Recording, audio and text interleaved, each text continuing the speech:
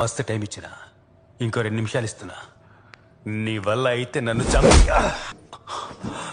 ఏంది మాస్టర్ మాట్లాడుతుంటే కొట్టా? నువ్వేగా అడిగావు రా. నీ బలం గింతేనా?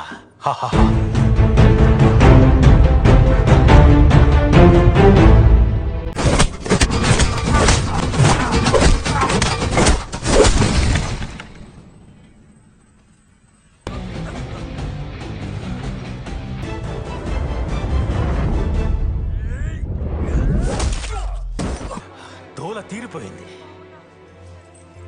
ఆ పాపని క్షమించిపోవా. మాస్టరు నన్ను వీకేటోడు వరంగల్లో లేడు.